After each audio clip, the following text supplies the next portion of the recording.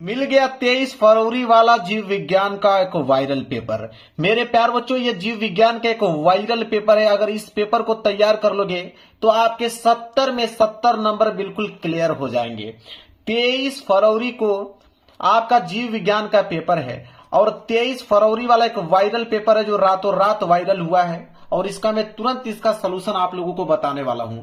जिसकी तैयारी नहीं हो पाई है जीव विज्ञान में, अगर इस पेपर को सॉल्व कर लोगे तो आप 70 में कम से कम 65 प्लस स्कोर करके आओगे। कोड है 348CH कोड है। एडमिट कार्ड लेकर जाना, एडमिट कार्ड पर से देखकर अनुक्रमांक और नाम यहां पे लिख लेना है। इस पेपर को हल करने के लिए 3 घंटे 15 मिनट का समय है और नीचे जब बढ़ोगे नीचे आप लोगों को निर्देश देखने को मिलेगा। पहला निर्देश है कि प्रारंभ के 15 मिनट परीक्षार्थियों को प्रश्न पत्र पढ़ने के लिए निर्धारित है। कह रहा है कि शुरू के 15 मिनट आपको टाइम मिलेगा पेपर पढ़ने के लिए। तो 23 फरवरी के जब यह पेपर मिलेगा आपको, तो सबसे पहला काम करना है कि 15 मिनट का समय निकालकर इस पूरे के पूरे पेपर को आपको पढ़ना है और जो जो प्रश्न आ रहा है उस पर ट्रिक लगाते चलना है और उन प्रश्नों को सबसे पहले आप लोगों को करना है। इसके बाद दूसरा है कि सभी प्रश्न अनिवार्य हैं। इसमें जितना भी प्रश्न दिए गए सारे के सारे प्रश्न करना अनिवार्य है। इसके बाद आवश्यकता अनुसार अपने उत्तरों की पुष्टि नामांकित रेखाचित्र द्वारा करना है। इसके बाद प्रत्येक प्रश्न के निर्धारित अंक उनके सम्मुख अंकित है। इसका मतलब है कि हर एक प्रश्न के आगे लिखा हुआ मिलेगा कि यह प्रश्न कितने नंबर का है। पेपर यहां से स्टार्ट है आप लोगों का। बहुविकल्पीय प्रश्न सबसे पहले आएगा। बहुविकल्पीय प्रश्न देखिए, प्रश्न पहला, ठीक है। प्रश्न पहला क्या बोला है, मैं पेन ले लेता हूं, नीली पेन से आपको समझाता हूं, ठीक है। देखिए, कह रहा है कि सही विकल्प को चुनकर अपनी उत्तर पुस्तिका में लिखना है आप लोगों को। कह रहा है यहां पे कि क वाला, पहले का क, कि कौन सा नाइट्रोजनी क्षार डीएनए में उपस्थित नहीं होता है। तो मेरे प्यारों जो डीएनए में कौन उपस्थित नहीं होता है, ठीक है, तो वो है मेरे प्यारों यूरेसिल, ठीक है। क्या है, यूरेसिल। आपको बता दूं कि डीएनए की रासायनिक संरचना में 4 मुख्य नाइट्रोजनी क्षार पाए जाते हैं। कौन कौन, एक गुआनिन, एक एडेनिन, एक थायमिन और एक यूरेसिल, ठीक है। लेकिन मेरे प्यारे बच्चों, यह जो होता है यह डीएनए में उपस्थित नहीं होता है। किसमें होता है, तो यह आरएनए में होता है। किसमें, आरएनए में उपस्थित होता है। डीएनए में कौन कौन होता है, देखिए, एक थायमिन होता है, एक आपका एडेनिन होता है, एक आपका ग्वाइनिन होता है, एक आपका साइटोसिन होता है। मैं लिख भी देता हूं ताकि आप समझ पाओ। साइटोसिन होता है, मतलब कि डीएनए में 4 नाइट्रोजनी क्षार पाए जाते हैं, ठीक है। और यूरेसिल किस में पाया जाता है, आरएनए में पाया जाता है। चलिए आगे बढ़ते हैं। देखिए अगला है ख वाला, कि मेंडल ने अपने प्रयोग में कितने विपरीतार्थ लक्षणों को सम्मिलित किया। तो कितने लक्षणों को, तो 7 लक्षणों को, ठीक है। क्योंकि आपको मालूम है कि ग्रेगर जॉन मेंडल ने मटर के पौधे पर अपने आनुवंशिकता के प्रयोग के लिए कितना जोड़ी, 7 जोड़ी विपरीत लक्षणों का चयन किया था। क्लियर है। आगे है ग वाला, कि दात्र कोशिका अरक्ता रोग किस उत्परिवर्तन का उदाहरण है। तो इसका राइट आंसर हो जाएगा बिंदु उत्परिवर्तन पे। किस पे, बिंदु उत्परिवर्तन का उदाहरण मेरे प्यारे बच्चों। दांत्र कोशिका रक्ता रोग किस उत्परिवर्तन का उदाहरण है, तो बिंदु उत्परिवर्तन रोग का उदाहरण है। इसके बाद है घ वाला, कि परागकण पुष्प के किस अंग के भीतर निर्मित होते हैं। तो मेरे प्यारे बच्चों आपको बता दूं कि पराग कोष आप लोग जानते होंगे। पराग कोष, ठीक है, मैं लिख भी देता हूं। पराग कोष के भीतर क्या पाया जाता है, लघु बीजाणुधानी पाया जाता है। पराग कोष के भीतर लघु बीजाणुधानी पाया जाता है और इसके अंदर परागकणों का निर्माण होता है, ठीक है। तो वही बोला है कि परागकण पुष्प के किसके अंग के भीतर होता है, तो परागकण लघु बीजाणुधानी के अंदर होता है और लघु बीजाणुधानी किसके अंदर होता है, पराग कोष के। क्लियर है, कंसेप्ट वाइज आप समझते चलिए। इसके बाद है अति लघुत्तरीय प्रश्न। अति लघुत्तरीय प्रश्न में प्रश्न संख्या दूसरा का क बोला है, कि मलेरिया रोग का संचरण किस जीव का कारण होता है। मतलब किस जीव के कारण होता है मलेरिया रोग। तो मेरे प्यार बच्चों चलिए इसका उत्तर लिखते हैं। देखिए इसका उत्तर होगा कि मलेरिया रोग का संचरण मादा एनोफिलियस मच्छर के काटने से होता है।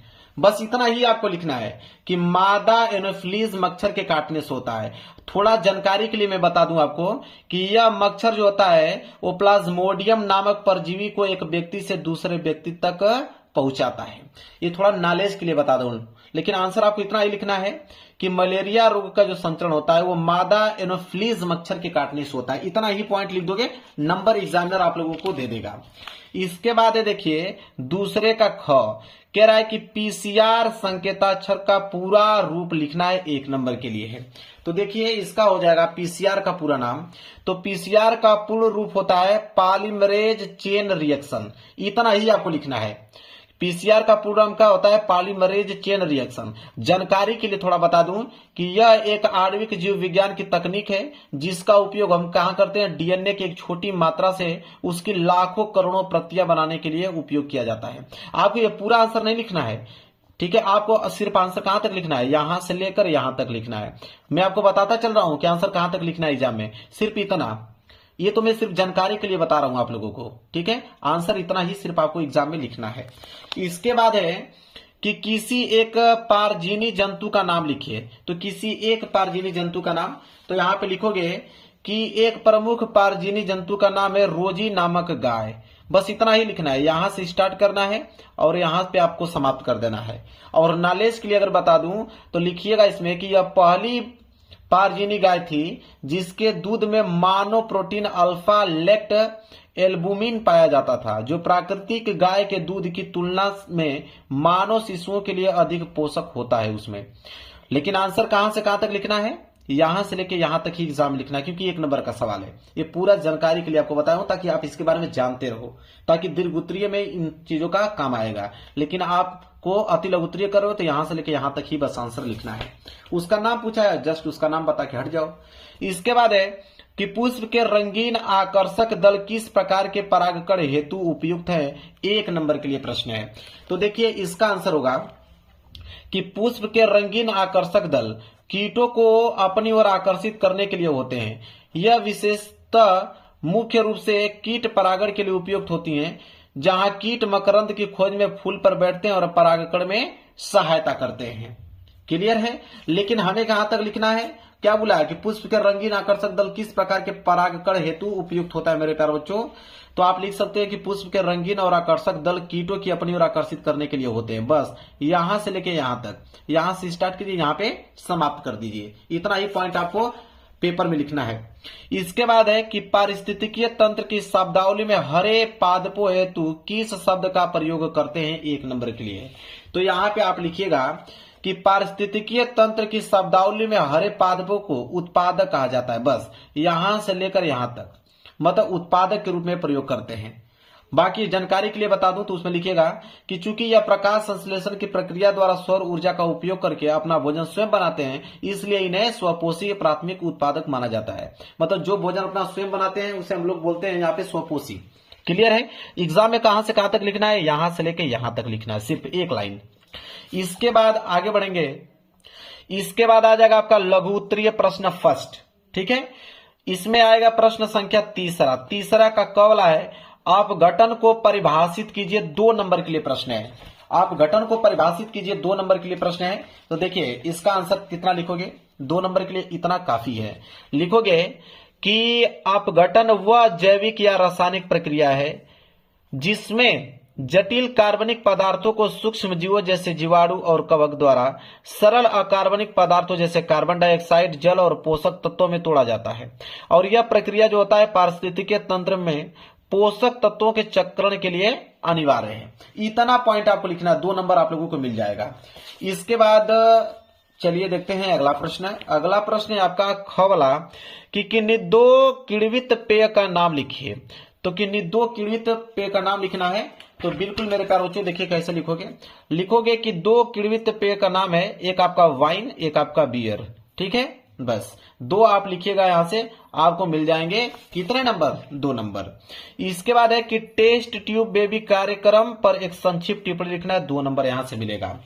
तो यहां पे आप लिखोगे मेरे प्यारे बच्चों तीसरे का गौला कि टेस्ट ट्यूब बेबी कार्यक्रम को इन विट्रो फर्टिलाइजेशन जिसे आईवीएफ कहते हैं, IVF जो आप प्रचार में देखते हैं, कह रहा है कि इसमें स्त्री के अंडाणु एवं पुरुष के शुक्राणु का निषेचन शरीर के बाहर प्रयोगशाला में कराया जाता है तथा बने भ्रूण को गर्भाशय में स्थापित किया जाता है। इतना ही पॉइंट आप लिखोगे, 2 नंबर आपको पूरा मिल जाएगा, याद कर लेना। इसके बाद है कि समयुग्मजमी एवं विषम युग्मजमी में दो अंतर आपको बताना है। ठीक है, तो देखिए क्या लिखोगे, दो अंतर। तो यहाँ पे सम युग्मी और यहाँ पे विषम युग्मजी, ठीक है, में मुख्य अंतर। तो पहला अंतर देखेंगे हम लोग एलील की प्रकृति पर, एलील की प्रकृति पर कि सम युग्मजी में एक लक्षण के लिए दोनों एलील समान होते हैं, जैसे कैपिटल टीटी या तो स्मॉल टीटी। जबकि अगर हम विषम युग्मजी में बात करें तो विषम युग्मजी में दोनों एलील असमान होते हैं, एक कैपिटल होगा तो एक स्मॉल टी होगा। ठीक है, इसके बाद अंतर हम जनन के हिसाब से देखेंगे।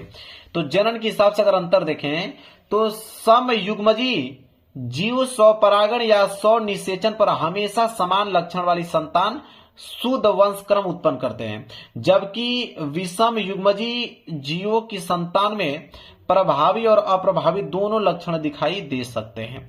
तो मैंने जनन के हिसाब से और एलील की प्रकृति के हिसाब पे हमने इसका अंतर बताया है। क्लियर है। इसके बाद देखिए लिखिएगा, अगला है कि राइबोसोम के दो कार्य को बताइए। तो देखिए राइबोसोम के दो कार्य बताना है, तो यहां पे लिखिएगा कि राइबोसोम के दो प्रमुख कार्य हैं, एक होता है प्रोटीन का संश्लेषण करना, एक होता है आनुवंशिक कूट का वाचन करना। तो देखिए प्रोटीन संश्लेषण में लिखेंगे कि राइबोसोम कोशिका के भीतर प्रोटीन बनाने का मुख्य स्थल है, इसलिए इन्हें हम लोग क्या कहते हैं, कोशिका की प्रोटीन फैक्ट्री भी कहा जाता है। और आनुवंशिक कूट का वाचन में लिखेंगे कि यह संदेशवाहक आरएनए पर उपस्थित आनुवंशिक सूचनाओं को पढ़कर अमीनो एसिड की श्रृंखला बनाने में मदद करता है। तो राइबोसोम के दो कार्य पूछा था, एक प्रोटीन संश्लेषण, एक आनुवंशिक कूट का वाचन। ठीक है, हमने बता दिया। इसके बाद स्टार्ट होगा लघुत्तरीय प्रश्न सेकेंड, जो कि 3-3 नंबर वाले प्रश्न रहेंगे। चौथा प्रश्न है, चौथा का क वाला कि बहुभ्रूणता पर संक्षिप्त टिप्पणी लिखिए, 3 नंबर का सवाल है। ठीक है, तो देखिए चौथे का क लिखेंगे कि एक ही बीज में एक से अधिक भ्रूणों के उत्पन्न होने की प्रक्रिया को बहुभ्रूणता कहते हैं। इसकी खोज की अगर हम बात करते हैं, सर्वप्रथम एंटोनो वान ल्यूवेनहाक ने संतरे के बीजों में की थी। यह अक्सर जिम्नोस्पर्म, जिसे हम लोग अनावृत बीजी बोलते हैं, पौधों में सामान्य रूप से पाई जाती है, लेकिन कुछ एंजियोस्पर्म जैसे नींबू, संतरा, आम में भी यह देखी जाती है। इतना पॉइंट अगर आप लिखते हो तो इतना ही पॉइंट का आपको एग्जामिनर कितना नंबर देगा, 4 नंबर देगा। समझ लीजिए, इतना सरल आंसर आपको कोई नहीं बताएगा। यही किताब में आंसर ढूंढ के देखिएगा कितना बड़ा मिलेगा, याद भी नहीं कर पाओगे आप। ख वाला है आपका कि स्त्री केसर के 3 अंगों को चित्र सहित आपको दर्शाना है। तो चित्र सहित दर्शाना है तो यहां पे लिखेंगे कि स्त्री केसर के 3 मुख्य भाग निम्नलिखित है। कौन कौन? एक है आपका वर्तिकाग्र, जिसमें लिखेंगे कि यह स्त्री केसर का सबसे ऊपरी भाग हो, जो परागकणों को क्या करता है, ग्रहण करता है। वर्तिकाग्र का कार्य क्या होता है कि यह स्त्री केसर का सबसे ऊपरी भाग होता है, यह परागकणों को ग्रहण करता है। फिर आता है वर्तिका। वर्तिका होता है कि यह एक लंबी नली जैसी संरचना है जो वर्तिकाग्र को अंडाशय से जोड़ती है। फिर आता है आपका अंडाशय, लिखेंगे यह स्त्री केसर का आधारभूत फूला हुआ भाग है जिसके अंदर बीजांड स्थित होता है। यही है मेरे प्यार, जो सचित्र वर्णन के लिए बोला था, चित्र भी नोट कर लो। ठीक है, यह है चित्र, यही चित्र आप लोगों को मेरे प्यार बच्चों बनाना है। देखिए ऊपरी भाग है ना, ठीक है, यहां बोला है कि यह सबसे ऊपरी भाग होता है वर्तिकाग्र का।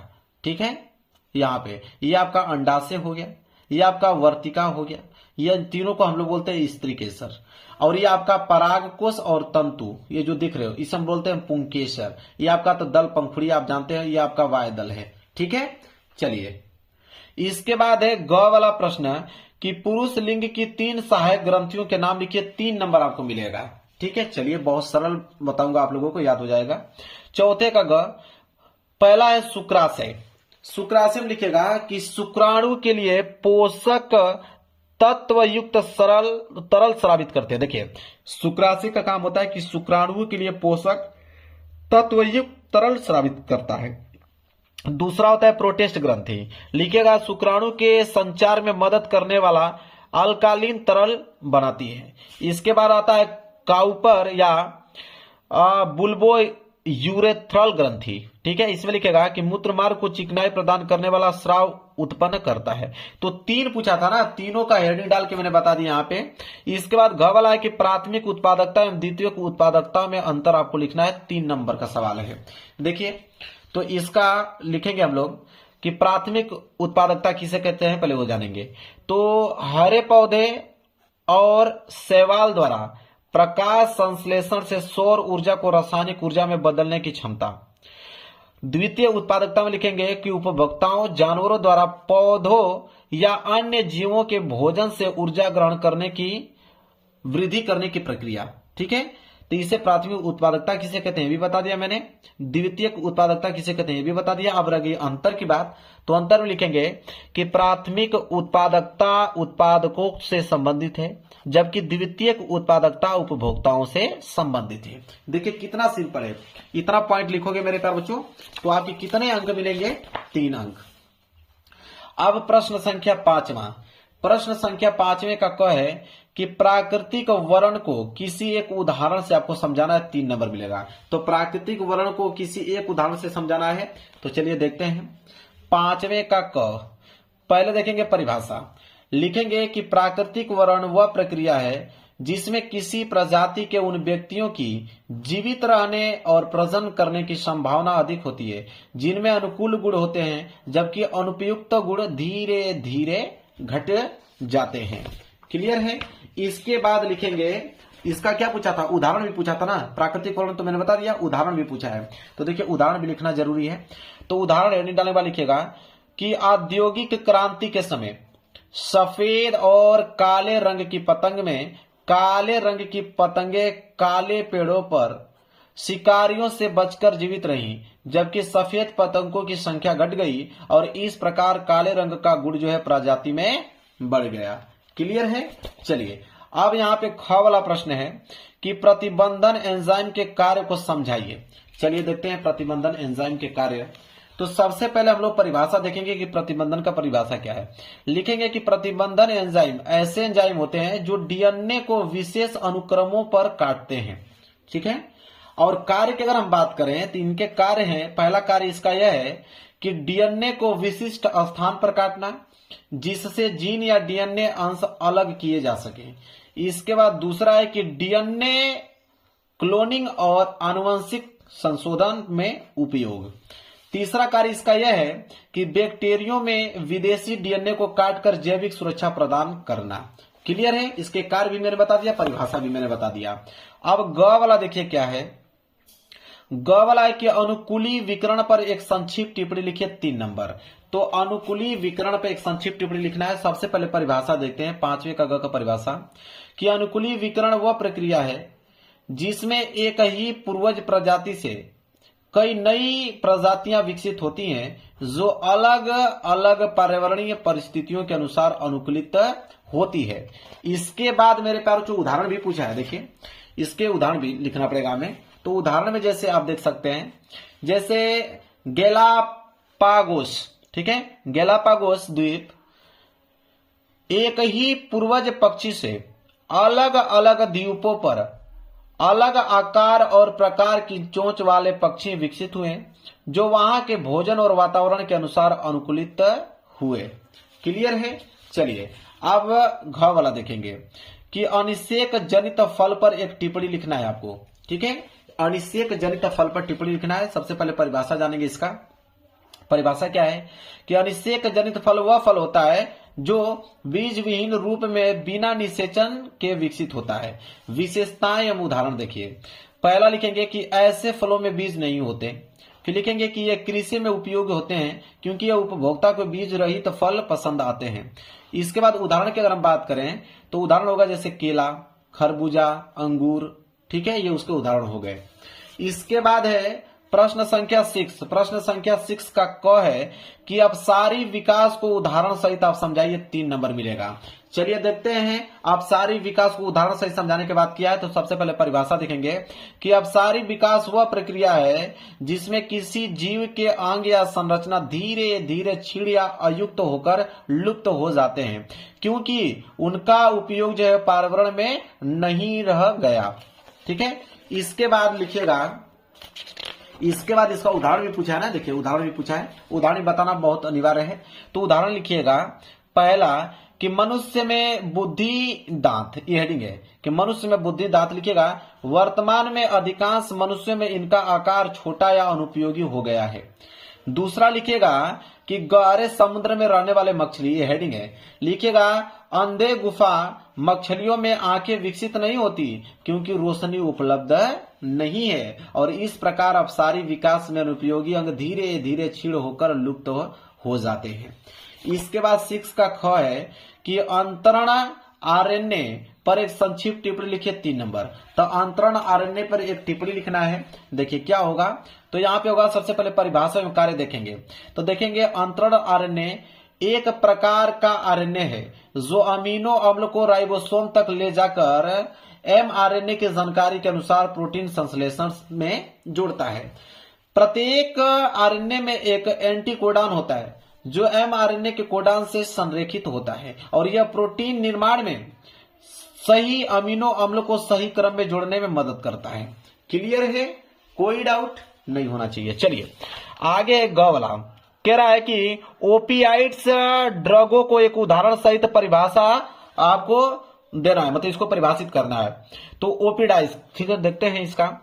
तो ओपियाइड्स देखिए यहाँ पे, ओपियाइड्स ड्रग्स वे दवाएं हैं जो दर्द कम करने, मानसिक सुख देने और नींद लाने के लिए उपयोग की जाती हैं और यह मस्तिष्क में मौजूद ओपियाइड्स रिसेप्टर्स पर कार्य करती हैं। उदाहरण देख लीजिए, जैसे मॉर्फिन, यह गंभीर दर्द को कम करने के लिए चिकित्सकीय रूप में प्रयुक्त होती है। क्लियर है, चलिए आगे बढ़ते हैं। इसके बाद घ वाला मेरे प्यारे बच्चों कि एक पारिस्थितिकीय तंत्र में विभिन्न पोषण स्तर को आरेखीय चित्र द्वारा यहाँ पे दर्शाना है। ठीक है, देखते हैं पारिस्थितिकीय तंत्र में। देखिए यहाँ पे मेरे प्यारे बच्चों, सबसे पहले यहाँ पे चित्र आपको दिख रहा है कि नहीं? चित्र दिख रहा है। देखिए ये पौधे, ये उत्पादक है। देखिए ये प्राथमिक उपभोक्ता है जिसमें टिड्डा आ जाता है। ठीक है, प्राथमिक उपभोक्ता जिसमें चूहा आ जाता है, खरगोश आ जाता है, जिसे हम लोग अपघटन कहते हैं। ठीक है, अपघटक। अगर हम द्वितीयक उपभोक्ता की बात करें जिसमें छिपकली आती है, सांप आता है, और तृतीयक उपभोक्ता में बाज आता है। ठीक है, इसका मतलब यह है मेरे प्यारे बच्चों कि देखिए सबसे पहले इसको चित्र बनाने वाले लिखेंगे उत्पादक। उत्पादक में लिखेंगे कि हरे पौधे और शैवाल जो सूर्य से ऊर्जा ग्रहण करते हैं उसे हम लोग उत्पादक बोलते हैं। प्राथमिक उपभोक्ता में लिखेंगे कि शाकाहारी जीव आते हैं जैसे खरगोश, छोटी मछली जो उत्पादकों को खाते हैं। तो देखिए जो उत्पादकों को खाते हैं उन्हें हम लोग प्राथमिक उपभोक्ता में रखते हैं। ठीक है, इसके बाद है आपका द्वितीयक उपभोक्ता जिसमें छोटे मांसाहारी जैसे मेढक, छोटे पक्षी जो प्राथमिक उपभोक्ता को खाते हैं। ठीक है, अब ये प्राथमिक उपभोक्ता को खाएंगे। इसके बाद है तृतीयक उपभोक्ता, इसमें बड़े मांसाहारी जैसे शेर, बाज, मछली जो द्वितीयक उपभोक्ता को खाते हैं। क्लियर है, समझ में आ गया? पढ़े भी हो गया आप लोग। आगे बढ़ेंगे। अब आ गया मेरे प्यारे बच्चों विस्तृत उत्तरीय प्रश्न। ठीक है, प्रश्न संख्या 7वां बोला है कि कृषि में जैव प्रौद्योगिकी के महत्व पर एक निबंध आपको लिखना है, 5 नंबर मिलेगा। चलिए देखते हैं इसका निबंध। तो देखिए इसका निबंध में लिखेंगे सबसे पहले महत्व में पहला पॉइंट डालेंगे कि उच्च उत्पादन वाली फसलें। इसमें लिखेंगे कि जैव प्रौद्योगिकी की सहायता से ऐसे पौधे विकसित किए जाते हैं जो कम समय में अधिक उपज देते हैं। जैसे देखिए हाइब्रिड धान और गेहूं। फिर रोग प्रतिरोधक फसलें, हेडिंग डालेंगे, लिखेंगे कि जीन संशोधन के माध्यम से पौधों को कीट और रोगों से बचाने की क्षमता दी जाती है। और उदाहरण पे जैसे कैपिटल बीटी जिसे कॉटन कहते हैं जिसमें कीट प्रतिरोधक जीन शामिल किया गया है। फिर आता है पोषण मूल्य में सुधार। लिखेंगे कि फसलों में विटामिन और प्रोटीन की मात्रा बढ़ाने के लिए जीन संपादन किया जाता है। उदाहरण के तौर पर गोल्डन राइस जिसमें विटामिन ए का स्तर बढ़ाया गया है। इसके बाद चौथी हेडिंग आपका पर्यावरण अनुकूल कृषि। लिखेगा कि कीटनाशकों और रासायनिक उर्वरकों की मात्रा कम करके जैविक तरीकों से फसल उगाई जा सकती है। आगे बढ़ते हैं 5वीं हेडिंग की कृषि में टिकाऊ विकास। लिखेंगे कि जैव प्रौद्योगिकी का उपयोग करके सूखा, नमकीन मिट्टी और प्रतिकूल मौसम में भी फसल उगाई जा सकती है जिससे खाद्य सुरक्षा सुनिश्चित होती है। लास्ट में होगा इसका निष्कर्ष। निष्कर्ष में होगा कि इस प्रकार कृषि में जैव प्रौद्योगिकी उत्पादन रोग प्रतिरोध, पोषण और पर्यावरण संरक्षण के लिए अति महत्वपूर्ण है और यह आधुनिक कृषि को टिकाऊ और अधिक लाभकारी बनाती है। क्लियर मेरे प्यारे बच्चों, मैंने ऊपर वाला बता दिया। अगर आपको पेपर में यह करने का मन है कि पॉलीमरेज श्रृंखला अभिक्रिया का आरेखीय निरूपण के साथ वर्णन कीजिए तो आप कर सकते हो। बिल्कुल ये होमवर्क है आपके लिए। ठीक है, बाकी मैं एक का आंसर आप लोगों को बता दिया हूं। इसके बाद प्रश्न 8वां, प्रश्न 8वां जो है 5 नंबर के लिए भी है। बोला है कि बायोगैस संयंत्र का सचित्र वर्णन कीजिए। या तो ये नहीं कर पाओगे तो बोला है कि कैंसर क्या है, कैंसर के कारण एवं उपचार का विस्तार रूप से वर्णन कीजिए। तो मैं एक प्रश्न ये वाला ऊपर बता देता हूं, बायोगैस संयंत्र का सचित्र वर्णन। देखिए सबसे पहले परिभाषा हम लोग देख लेंगे, उसके पहले आप चित्र देख लीजिए। ठीक है, ये आपका गैस टंकी या गैस निकाय है। ठीक है, और ये आपका निकास टंकी है, यह आपका करचूम है, यह आपका मिट्टी से बना हुआ है। मतलब इस तरह का आपको चित्र बना लेना है। यह आपका गैस टंकी है। परिभाषा लिखिए, इसका परिभाषा है कि बायोगैस संयंत्र वह यंत्र है जिसमें कृषि अपशिष्ट, गोबर और अन्य जैविक पदार्थों को सूक्ष्म जीवों की सहायता से अपघटित करके मीथेन युक्त गैस, जिसे हम लोग बायोगैस बोलते हैं, वो प्राप्त की जाती है। संरचना और कार्य की अगर हम बात करें तो संरचना और कार्य, पहला है इनलेट टैंक। इनलेट टैंक क्या होता है कि इसमें गोबर, पके फल फूल और जल का मिश्रण कचरे का मतलब कचरे में डाला जाता है। ठीक है, इसके बाद है मतलब इसका मिश्रण हम लोग डालते हैं। फिर हैचिंग टैंक होता है। ठीक है, तो हैचिंग टैंक जो पचने वाला टैंक होता है, इसमें लिखेंगे कि इसमें एरोबिक और एनएरोबिक सूक्ष्म जीव कचरे को अपघटित करके मीथेन और कार्बन डाइऑक्साइड उत्पन्न करते हैं। इसके बाद आपका गैस संग्रहण टैंक, लिखेंगे उत्पन्न गैस को यहां इकट्ठा किया जाता है। यह गैस रसोई गैस या ऊर्जा उत्पादन में प्रयोग होता है। इसके बाद आपका आउटलेट, लिखेंगे अपघटित अपशिष्ट को उर्वरक के रूप में खेतों में उपयोग किया जा सकता है। अगर हम सत्यापित लाभ की अगर हम बात करें, लिखेंगे कि रसोई और ऊर्जा उत्पादन के लिए स्वच्छ गैस मिलता है। अपशिष्ट का प्राकृतिक अपघटन और जैविक उर्वरक का उत्पादन होता है। पर्यावरण संरक्षण में सहायक, गंध और प्रदूषण को कम करना। क्लियर है। इसके बाद आएंगे प्रश्न संख्या 9 की तरफ। प्रश्न संख्या 9 है मेरे प्यारे बच्चों कि मानव विकास पर एक निबंध आपको लिखना है, जो कि 5 नंबर के लिए। अगर ये नहीं करना चाहते हैं तो अथवा करके दिया है कि संलग्नता एवं पुनर्नियोजन की उदाहरण सहित आपको व्याख्या करना है। दोनों में से कोई एक ही करना है। मैं मानव विकास पर एक निबंध आप लोगों को बता देता हूं। देखिए, लिखेंगे परिचय में कि मानव विकास वह प्रक्रिया है जिसमें मानव जाति धीरे धीरे अपने पूर्वजों प्राइमेट्स से विकसित हुई। यह विकास जो है लाखों वर्षों में हुआ और इसके दौरान शारीरिक, मानसिक और सामाजिक विशेषताओं में परिवर्तन आया। मानव विकास में जीव विज्ञान, पुरातत्व और आनुवंशिकी का योगदान महत्वपूर्ण है। मानव विकास के अगर मुख्य चरण की अगर हम बात करें तो पहला है कि समांद्री प्राइमेट्स और प्राचीन मानव समांद्री, लिखेंगे कि लगभग 65 से 55 मिलियन वर्ष पहले पेड़ों पर रहने वाले छोटे शरीर वाले दिन और रात सक्रिय। इसमें लिखेंगे दक्षिणीय बंदर, इसमें लिखेंगे कि लगभग 4 से लेकर 2 मिलियन वर्ष पहले। दूसरा पॉइंट है कि 2 पैरों पर चलने की क्षमता थी, मस्तिष्क का आकार छोटा था। इसके बाद उनका विकास हुआ सुलभ मानव में, जो कि लगभग 2.5 से 1.5 मिलियन वर्ष पहले की बात है।